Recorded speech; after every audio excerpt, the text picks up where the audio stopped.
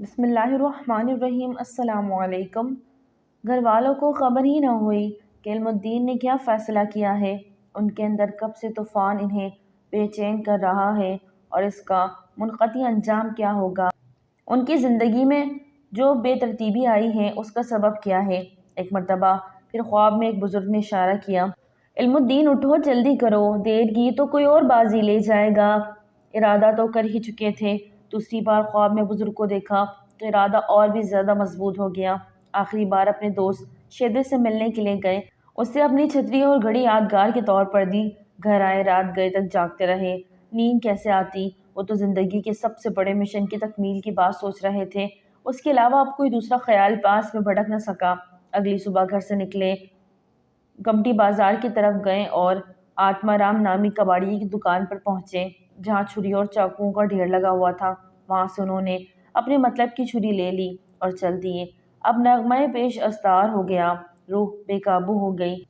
انار گلی میں اسپتال روڈ پر عشرت پبلشنگ ہاؤس کے سامنے ہی راجپال کا دفتر تھا۔ معلوم ہوا کہ راجپال ابھی نہیں آیا، آتا ہے تو پولیس اس کی حفاظت کے لیے آ جاتی ہے۔ اتنے میں راجپال کار پر آیا۔ کھوکے والے نے بتایا کہ اس کی کار میں سے نکلنے والا شخص راجپال ہے، اس نے محمد صلی اللہ علیہ وسلم کے خلاف کتاب چھاپی ہے۔ راجپال ہریدوار سے واپس آیا تھا، دفتر میں جا کر اپنی کرسی پر بیٹھا اور پولیس کو اپنی آمد کی خبر دینے کے لیے ٹیلی فون کرنے کی سوچ ہی رہا تھا کہ علم الدین دفتر کے اندر داخل ہو گئے۔ اس وقت راجپال کے دو ملازم وہاں پر موجود تھے۔ کیدار ناتھ پچھلے کمرے میں کتابیں رکھ رہا تھا جبکہ بھگت رام راجپال کے پاس ہی کھڑا تھا۔ راجپال نے درمیانے قد کے گندمی رنگ کے نوجوان کو اندر داخل ہوتے ہوئے دیکھ لیا، لیکن وہ سوچ بھی نہ سکا کہ موت اس کے کتنے قریب آ چکی ہے۔ پلک جھپکتے ہی اس نوجوان نے چھری نکالی اور ہاتھ کو فضا میں بلند کر دیا اور پھر راجپال کے سینے پر جا لگا۔ چھری کا پھل سینے میں اتر چکا تھا۔ ایک ہی وار اتنا کارگر ثابت ہوا کہ راجپال کے منہ سے صرف ہائی کی آواز آئی اور وہ اوندھے منہ زمین پر جا گرا۔ ملعون کے قتل پر ہندوؤں کا وویلا۔ علم الدین الٹے قدموں باہر دوڑا۔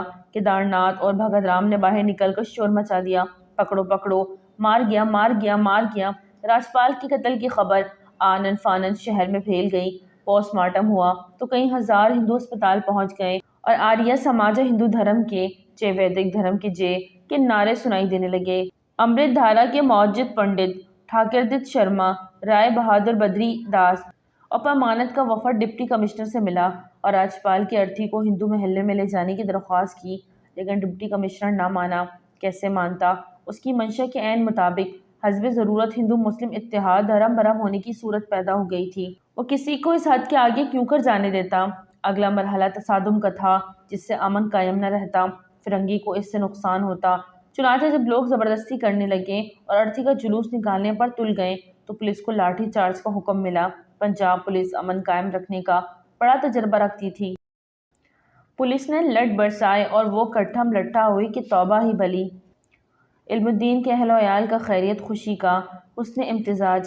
علم الدین کے گھر والوں کو علم ہوا تو وہ حیران ضرور ہوئے، لیکن انہیں یہ پتہ چل گیا کہ ان کے چشم چراغ نے کیسا زبردست کارنامہ سر انجام دیا ہے اور ان کا سر فخر سے بلند کر دیا۔ پولیس نے ان کے گھر پر پڑاؤ ڈال لیا اور ہجوم کو ہٹا دیا۔ اب کوئی ان کے گھر میں نہ جا سکتا تھا اور نہ ہی وہ گھر سے باہر آ سکتے تھے۔ شیدا باہر رہ کر انہیں ضرورت کی چیزیں پہنچانے لگا۔ کالے مند کو قرآن اندازی کا علم ہوا تو شیدے کے بارے میں سارے شکوک و شبہات رفع ہو گئے۔ پھر اس نے جس لگن سے خدمت کی اس نے ان کا دل مول لیا۔ انگریز حکومت خاموشی سے توہین رسالت صلی اللہ علیہ وسلم کا تماشا دیکھتی رہی۔ مسلمان اب چاہتے تھے کہ حکومت غازی علم الدین شہید کے اقدام کو درست سمجھے، کیونکہ انہوں نے بجا طور پر اپنے پیارے نبی صلی اللہ علیہ وسلم کی شان میں گستاخی گوارا نہیں کی۔ ان کا دل مجروح ہوا جس کے نتیجے میں بدباطن راجپال کا خاتمہ کیا۔ علم الدین اپنے فعل میں حق بجانب ہے۔ غازی علم الدین کی بے گناہی میں نہ صرف ہندو بلکہ افغانستان تک میں بھی آواز اٹھنے لگے اور علم الدین کی بربریت پر زور دیا جانے لگا۔ ادھر آریہ سماج والے چلا رہے تھے کہ مسلمان ان کے فرائض منصبی میں روڑے اٹکا رہے ہیں، مطلب یہ کہ انہیں اسلام اور بانی اسلام صلی اللہ علیہ وسلم کی توہین کے لیے کھلی چھٹی دی جائے۔ وہ دل آزارہ تقریر کرتے اور اشتعال انگیز کتابیں کھلم کھلا چھاپتے رہے۔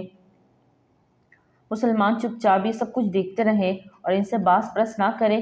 فرنگی تماشا دیکھ رہا تھا اور طوفان بدتمیزی کو روک نہ رہا تھا۔ دونوں طرف سے آگ کے شعلے پھیل رہے تھے۔ بالآخر دونوں قوموں کے رہنما اور اخبار والوں نے سد و باب کی تدبیر کی۔ باہمی افہام و تفہیم سے طے پایا کہ لوگوں کے جذبات کو ٹھنڈا کیا جائے تاکہ فساد نہ ہو جائے۔ ایسا ہوا تو گلی گلی کوچے کوچے خون کی ندیاں بہہ نکلیں گی اور بڑے پیمانے پر معصوم انسانی جانیں گنوا بیٹھیں گے۔ مولانا ظفر علی خان سے استدعا کی کہ آپ اپنے اخبار زمیندار میں اشتعال انگیز خبریں اور مضامین نہ چھاپیں۔ مولانا نے صاف صاف کہا، اگر راجپال کے خلاف پہلے ہی کارروائیاں کی جاتی تو یہ دن دیکھنا نہ پڑتا۔ اب جو بویا ہے سو اسے اب تم ہی کاٹو۔ تاہم وہ اس شرط پر مان گئے کہ ہندو اخبارات کی زبان بندی بھی کی جائے، ورنہ یہ سلسلہ یوں ہی چلتا رہے گا۔ ڈپٹی کمشنر نے یقین دلایا کہ ہندو اخبارات کو بھی کنٹرول کیا جائے، تاہم معاملہ معمولی نہ تھا جسے لوگ دل سے اتار دیتے۔ لاہور میں علامہ اقبال، مولانا محمد علی، شیخ شفیع مراتب علی شاہ اور میاں عبدالعزیز نے غازی علم الدین کے حق میں قرارداد پاس کرائی اور کئی دوسرے شہروں میں بھی ایسی قراردادیں منظور ہوئیں، اور اب توجہ اس امر پر دی جانے لگی کہ عدالت انصاف سے کام لے۔ آخر عدالت کا دروازہ کھلا اور غازی علم الدین کے فیصلے کی نوبت آئی۔ سب کی نظریں ایک ہی نقطے پر جمع ہو گئیں۔ عاشق رسول صلی اللہ علیہ وسلم کی سزا کے متعلق عدالت کی اسلامی دشمنی۔ غازی علم الدین کی طرف سے کوئی وکیل پیش نہ ہوا۔ کیسی تعجب کی بات ہے کہ اس سے پہلے بھی یہی صورت تھی۔ مرد غازی خدا بخش پر بھی جب راجپال پر قاتلانہ حملہ کرنے کے الزام میں مقدمہ چلا تو انہیں کوئی وکیل میسر نہ آیا۔ اسی طرح افغانستان کے تاجر عبدالعزیز بھی راجپال پر قاتلانہ حملے کے الزام میں وکیل کے بغیر ہی عدالت میں پیش ہوئے۔ بہرحال 3 مرتبہ ایسا ہی ہوا۔ بعد ازاں غازی علم الدین کی طرف سے چوٹی کے وکیل پیش ہوئے۔ بعد ازاں خواجہ فیروز الدین بیرسٹر نے یہ مقدمہ لے لیا۔ ان کے معاون ڈاکٹر AR خان تھے۔ فرخ حسین بیرسٹر تو پہلے سے شامل تھے۔ ان میں مسٹر سلیم اور دیگر وکلاء بھی شامل ہو گئے۔ وکلاء نے جرح کی اور صفائی میں دلائل دیں، لیکن یہاں دلائل سننے والا اور انہیں درخواہ اعتنا کرنے والا کون تھا؟ عدالت طوفان میل کی طرح مقدمے کی سماعت کرنے اور فیصلہ سنانے کے لیے بے چین تھی۔ صفائی کی وکلاء کی کوئی بات مانی نہیں گئی اور 22 مئی کو سزائے موت سنا دی گئی۔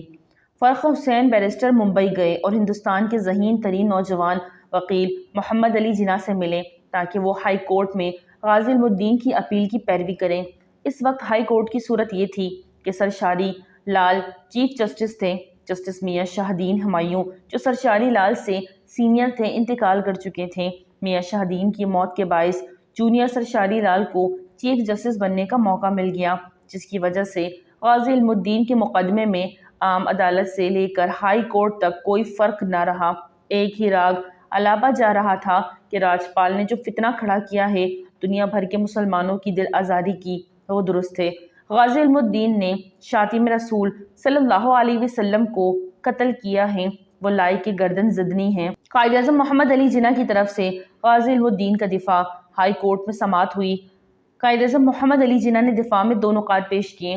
راجپال نے پیغمبر محمد صلی اللہ علیہ وسلم کی شان میں گستاخی کی ہے، بدزبانی کی ہے، ملزم کے مذہبی جذبات کو ٹھیس پہنچائی گئی ہے، جس سے غصے میں آ کر اس نے راجپال پر حملہ کیا۔ جرم اس پر ٹھونسا گیا۔ ملزم کی عمر 19 اور 20 سال کے قریب ہے، وہ سزائے موت سے مستغنی ہے۔ بحوالہ مقدمہ امیر بنام کراؤن نمبر 954 سال 1922۔ لیکن فرنگی اور سرشاری لال کی موجودگی میں غازی علم الدین کو کیسے بخشا جا سکتا تھا؟ چنانچہ غازی علم الدین شہید رحمۃ اللہ علیہ کو 1929 تا 10 کو سزائے موت سنا دی گئی۔ غازی علم الدین کو پھانسی ہو گئی۔ آخر وقت تک وہ بالکل پرسکون رہے۔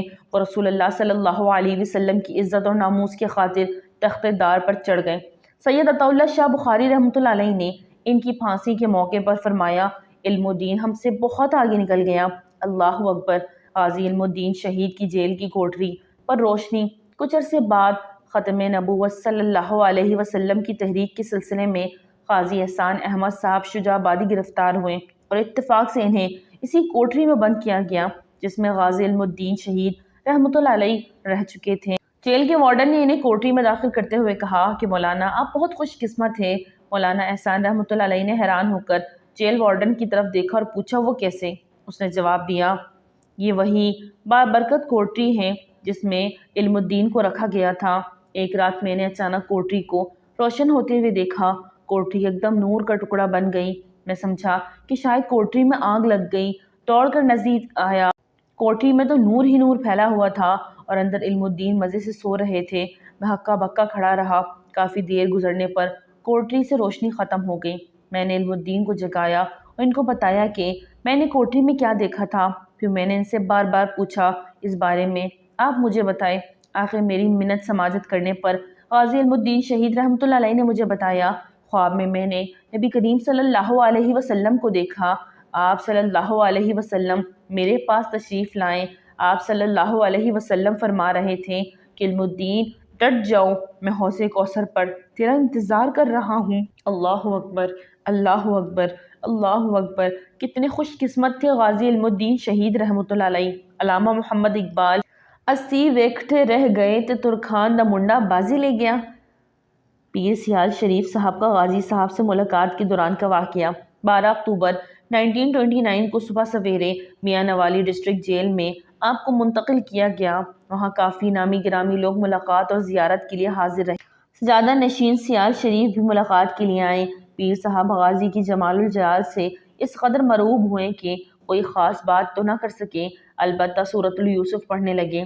پیر صاحب ایک اچھے قاری اور حافظ تھے، لیکن سورہ یوسف کے دوران جذبات پر قابو نہ پا سکے اور فرط جذبات سے بار بار رکنے لگے۔ اس پر غازی علم الدین شہید صاحب نے حوصلہ بڑھاتے ہوئے کہا کہ آپ بسم اللہ شریف پڑھ کر ایک دفعہ پھر سے شروع کریں۔ پیر صاحب نے تو تلاوت کا آغاز کیا، لیکن اس بار بھی روانگی نہیں تھی۔ اکثر گلوگیر ہو کے رک جاتے اور کسی اور عالم میں پہنچ جاتے۔ غازی علم الدین جو کہ قرآن پاک نہیں پڑھے ہوئے تھے اور سورہ یوسف پہلے ہرگز نہیں آتی تھی، پیر صاحب کے رکنے پر آپ ان کو ٹھیک ٹھیک بتاتے اور سورہ یوسف پڑھنے میں مدد کی۔